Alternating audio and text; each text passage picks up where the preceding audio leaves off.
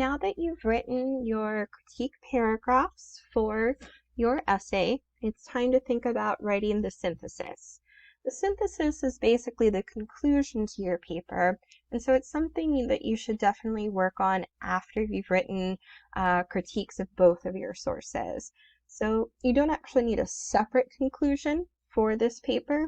It pretty much goes introduction, source 1, source 2, synthesis. How many paragraphs you include for each part of the paper is going to be up to you and how much you have to say about your sources. But let's take a look at the synthesis, what it is, what it does, and some examples of synthesis paragraphs. So a synthesis is the mixing of different ideas, influences, or things to make a whole that is different or new. An example that the Cambridge Dictionary provides is, he describes his latest record as a synthesis of African and Latin rhythms. And so a synthesis refers to not just writing, but to music, to science, to art, anything where you combine ideas or something else to come up with something new, right, or different than we've seen before. And so in this case, if someone released an album that had a new kind of sound, or at least a sound that is a combination of multiple influences, we would say, oh, that's a synthesis, right? If you've ever heard of a synthesizer, if you listen to any 80s music, that's combining more traditional instruments with a kind of electronic emphasis. So there was a lot of synthesized keyboards in a ton of 80s music and 80s horror movies, but that's besides the point. If you even think of colors, right? When you put yellow and blue together, you get green. It bears the traces of both colors, but it is now something new, something we could not have if we hadn't mixed yellow and blue together. And so the synthesis depends upon its sources, but it becomes a new thing. Now, what does that mean for writing a synthesis paragraph in your critique essay? Well, in that case, we're thinking about, what have you learned from your sources? How do you compare them and put them together to help you come to new insights about your topic, right? So you don't need to create a new color or a new kind of music, but the very process of reading more than one source, side by side, and thinking about what they have to say about a topic, that leads to new understanding, and it leads to new writing from you. And so the synthesis paragraph seeks to express what you have learned from reading these two sources together. So the textbook tells us, and you should certainly read this chapter in the Norton Field Guide to Writing on synthesizing ideas, and it lays it out, I think, really nicely on the first page. It says, your task as a writer is to find as much information as you can on your topic, and then to sift through all that you have found to determine and support what you yourself will write. In other words, you'll need to synthesize ideas and information from the sources you've consulted to figure out first what arguments you want to make, and then to provide support for those arguments. And so when you synthesize, you are grouping similar bits of info together, looking for patterns or themes or trends, and trying to identify the key points. So synthesizing is a key part of any kind of research writing. You can see how this is going to be very important to writing your final paper, because there you're going to be working with multiple sources, more than just two, and you'll need to think about the relationships between them, what they help you to understand better, how you can use them to build your own new paper, right? It's your voice, your argument. But in the critique, you don't have to go that far with it. You don't have to have an argument yet. But at the end of your paper, you want to process the information you've learned and basically tell your reader, okay, by looking at these sources, by doing the research I have done, this is what I understand better. And I couldn't have understood it so well if I hadn't done this research.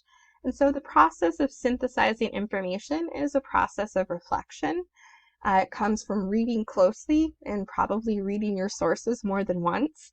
And it's a process of drawing connections and even thinking about what might come next, right? If you do continue with this same topic for your final paper, you might use these same sources and you'll add some more. So at the end of your paper, you might think about, what would the next step be? What else do I still want to find out more about? How could I use these sources to write a larger paper, like my final paper? And I definitely encourage you that if you like the topic you've chosen, continue with it. Even if you ended up not liking the sources, they still probably helped you to think in more detail about your topic. And so you could keep with it and find some new sources. Maybe you keep one of them instead of both of them from this paper. We'll talk about that more in coming videos, but I think synthesizing sources is a really, really key ingredient of any kind of research writing. And in the critique, we get to practice it in basically one paragraph. So when it's time to write your synthesis, you want to go back to your sources, go back to the paragraphs you've already written, and likely reread through your sources again, and then reflect on what you've learned. Not necessarily what you've written in your critique paragraphs as far as, is this source good or bad at X, Y, Z, but instead now you're really thinking about the information that the sources contain. What have they taught you? So compare your sources together and consider questions like, what information or ideas do they have in common? What different information or ideas do they offer you? Are they in agreement or disagreement? Or are they talking about different aspects of the topic and they're not necessarily making an argument at this point? And you might also consider if one of those sources expands upon ideas brought up more briefly or more simply in the other source. So you're really looking for relationships, and you might not have an answer to all of these questions. It depends upon your topic and upon your sources and how they actually connect to one another. So you don't need to force a connection, but you do want to think about how they relate to one another and how they both relate to your topic. And in that process, you are going to write about, answers to those questions. And so if you look at the graphic here, this idea of filtering light bulbs, which, stand for ideas, funneling them through until we come up with one new idea, one new light bulb moment. And so the synthesis, in effect, is the light bulb moment. When you're taking the different things you've learned from your sources, looking at them together, sifting through them, and then saying, aha, I understand this better about my topic now. Oh, and I also thought of that because of what this source said and how what the other source said compared to it, right? So this process is a reflective process. You don't have to, once again, you don't have to have an argument yet. What you do want to do is explain the new perspective that you have on your topic as a result of thinking about both sources. So consider, another way you could do this is to consider how you could expand upon these sources with further research and thinking and writing, which might lead to, your final paper. So the synthesis section of the essay is a place to reflect on your sources, express what you've learned from them, draw connections between them, and then kind of look toward the future as well. What would be the next step if you were using these two sources in a larger project in which you were making an argument about the topic that these sources engage with? And you actually can do that for your final paper. So writing the synthesis paragraph can actually really help you start brainstorming for the final paper as well. So I want this to be a useful assignment in that respect. When you look at the synthesis, there's several different parts that we can include. And the main thing is, first and foremost, it comes after your critique paragraph. So this is essentially your conclusion. And here you want to draw connections between the sources, discuss what they've taught you, reflect on how they might work together in a larger essay. You might decide, and maybe you say this here or in your critique paragraphs, that one source isn't as useful as the other. That's okay. And then you can call for further research if needed. What else do you want to find out about your topic? Where did these sources leave you? Because they're only two sources, they can't say everything. So one way to reflect on them might be to consider, what do I want to know more about? What else do I need to understand better? And again, that could also lead to sort of a brainstorming session for a final paper about this topic. But the easiest way to take a look at that is probably to show you an example. And so I'm going to walk you through a rather lengthy synthesis paragraph. Yours should not be this long. I've written a longer one to show you multiple strategies, basically. And so I'm breaking this down into key parts.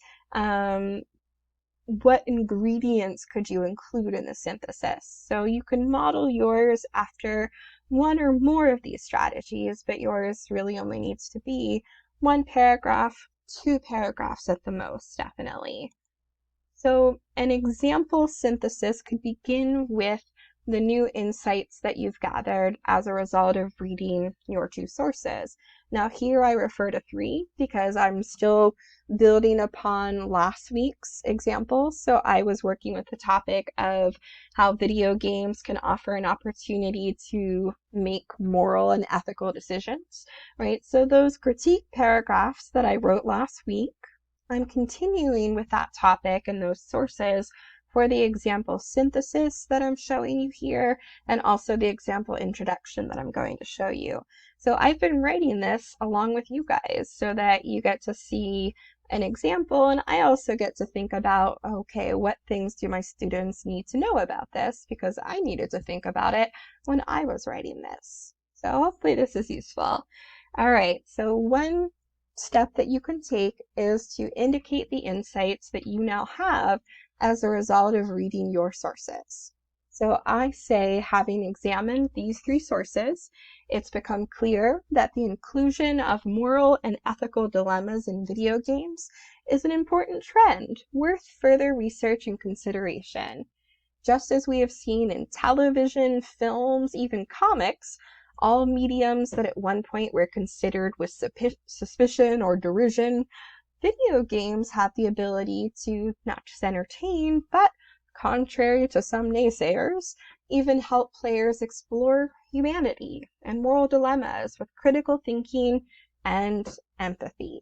Now, in this synthesis, I have reflected upon something that I've come to realize better as a result of my research and my reading of my sources, that video games have potential to be more than just mere entertainment or more than just the violence that some people associate with them.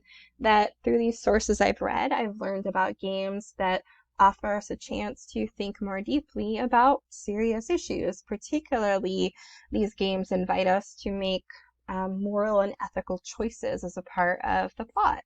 And so the sources I read helped me to see this better. And so I can explain that in my synthesis.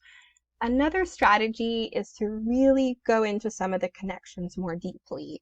And generally, I would say beginning with that first move, that first ingredient, follow it up with this one, where you actually draw direct connections between your two sources. And so because I have three sources, I have a little bit more information for this, but you would only be working with two, so you could draw one or two main connections that you see between them. So what I take note of is that Melissa Loomis's discussion of Mass Effect's and Bioshock's complex character choices, right? So that was one of my sources. Alongside my own study of Tales from the Borderlands, that was my third source, which was a creative source. I actually used a video game as one of my sources. So these two things provide evidence that multiple popular video games have been including this element as a key part of design and storyline over the last 13 years. I know from my own experience that there are other games before and after these that also explore morality and ethics. Dr. Kursmar and Single's research, my other source, adds an important element to my findings, not just in the mention of another example, the game Fallout 3, part of another popular franchise. So that's showing that This is a popular trend. But in their study of actual video game players who responded to and reflected upon the choices that the game asked them to make. So Kiersmar and Single found that many of the decisions that the players made reflected moral choices they would make in real life, even if these did not guarantee that the player would advance in the game. As an entertainment writer who plays the game she writes about, Loomis serves as further evidence of Kiersmar and Single's observations. She expresses her belief that Mass Effect 3 feels like a true moral game.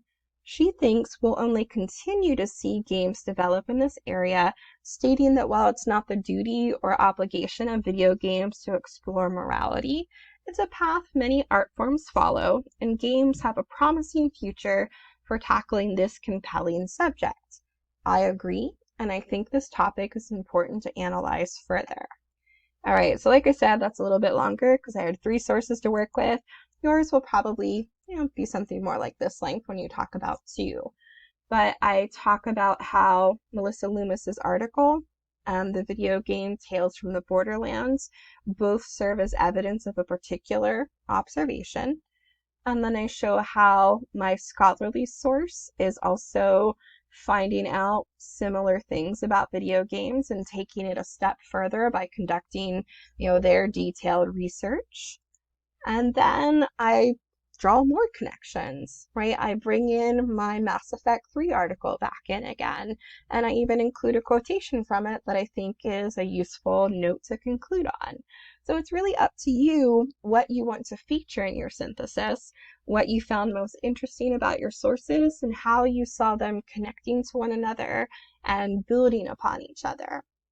You might also consider the approach where you discuss how you could expand upon these sources or conduct further research, right? Because they're just 2 sources, they can't cover everything.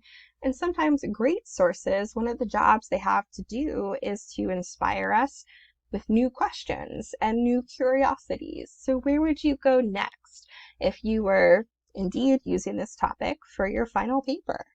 So in this method of synthesizing, I can think about what the sources tell me, but also what they don't, and what kinds of sources and information I would look for next. So I say all 3 sources together highlight game designers' commitment to creating morally complex games, emphasizing player choice, players' awareness of how morals and ethics influence their gameplay, and a culture's interest in finding out what this all means for video games as an art form, right? So once again, that synthesizes what I have found from looking at those 3 sources together. So I'm always trying to draw connections, but then I move on to what I want to know more about. Kiersmar and Single cite a lot of fascinating and credible research by other sources regarding moral and ethical thinking in general as well as in video games, which would be useful in writing a larger paper about this topic. So I found that source one of the most useful ones, so I can indicate that in my synthesis as well. But one thing their article doesn't offer is actual quotations from players. They offer categories of responses and statistics, but no attention to individuals. If I were to make my own argument about ethics and morals in video games, I would want to include detailed insights from specific players, whether I found this information from other sources or I conducted my own interviews. Because I could conduct interviews as a source for an argument, and our time is limited, but that's a possibility for your final paper that we could certainly talk about. It could be a source, of course, not the only source. Now, here is where I can really start to get into, if I want to, ideas for my final paper. If you don't think you're going to use this topic, don't do this. And even if you think you do want to continue with this topic, but you're not yet sure where you want to go with it, your synthesis does not need to include this. I'm just giving you different possible ingredients, and you can decide which ones work for you for your synthesis paragraph. If you've got a lot of things to say, you could certainly write 2 synthesis paragraphs, but you definitely don't need to. So once again, I'm giving you a lot of examples here. You do not need to incorporate all of them into your paper. This is just giving you possible ingredients for the synthesis. And this is my last one. So here is where I can really reflect on all that I've read through my research and think about the next step. So this is where I get to theorize and kind of brainstorm a little bit. So I say, if I were to pursue this topic further for my argumentative research paper, I might consider choosing 1 or 2 games to analyze in depth and use a combination of general sources about video games and moral and ethical decision making, alongside sources specifically about the game or games that I choose. I would also reference specific examples from the games and find evidence of players discussing their choices and reasoning. I might also try to find sources in which video game creators discuss these narrative design elements. Right, so these are all just ideas. I might or might not pursue them in my final paper. It's just me thinking out loud on the page. That's something you can do in the critique. Then I go a little bit further and I express kind of a question that I'm interested in exploring that I may or may not find answers to. But this could be the seed of my final paper. So I say it would be interesting if I could somehow find out if games have actually helped people grow in their empathy and practice decision making that leads to positive ethical outcomes. Literature has been said to be one of the great teachers of humanity. Wouldn't games have the same potential, especially as they engage the player directly in the story? Well, there, I have a question that could lead to new research, new ideas, maybe even my own argument. I might argue in my final paper that games or a game offer opportunities for practicing moral and ethical reasoning that might even be superior to the great works of literature. And that, they may not be the same on a writing or artistic level, but that they offer a unique function in the fact that you must interact with the game and you must make choices that the writer cannot make for you. Well, maybe I'm onto something there, right? The point of the critique is not to yet feel certain about anything. It's okay if you don't. You don't need to have an argument yet. At the end of your critique, when you're synthesizing your sources and your ideas, you're merely trying to reflect on what you've learned and maybe where you want to go next. So any of these ingredients that you've seen are possibilities for including in your synthesis paragraph. It's up to you based on what you've learned and what you're interested in. So again, just a reminder, the synthesis is basically your conclusion. You don't need a separate conclusion paragraph.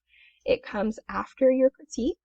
And in the synthesis, you want to draw connections between your sources, discuss a little bit what they've taught you, reflect on how these sources might work together in a larger essay, maybe decide if one of them is more useful than another one.